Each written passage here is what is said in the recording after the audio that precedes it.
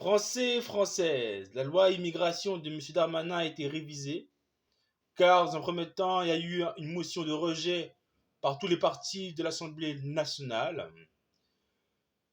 La loi immigration a été révisée, a été durcie, en mettant en place l'accès à la nationalité française à partir de 18 ans qui n'est plus automatique, qui doit être fait par une demande. Maintenant, il y a un quota d'immigration qui est mis en place tous les 3 ans, voté par le Parlement. Ensuite, il y a une demande pour les sans-papiers, pour les métiers en tension, pour lesquels les immigrés travaillent de façon non légale doivent faire une demande auprès du préfet pour avoir les papiers de façon légale. L'immigration irrégulière devient maintenant un délit puni d'une amende. Pour l'aide au logement, à partir de 3 mois pour les travailleurs immigrés et 5 ans pour les non-travailleurs immigrés.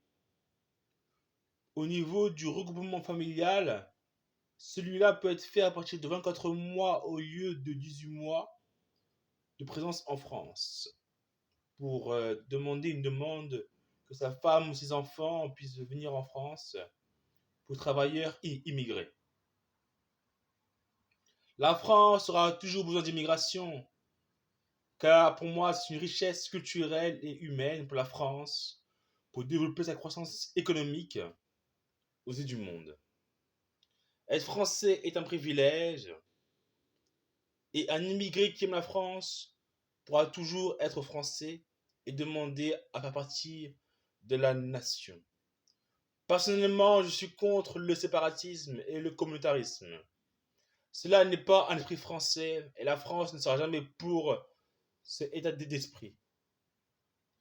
Vive la France, vive le peuple, et vive les immigrés qui se lèvent tôt le matin pour faire les métiers les plus pénibles des Français. Car travail n'est pas facile, mais faire des travaux qui sont pénibles, cela est encore moins facile.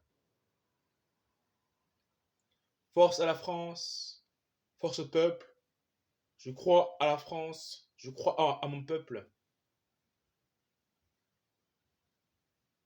Au revoir.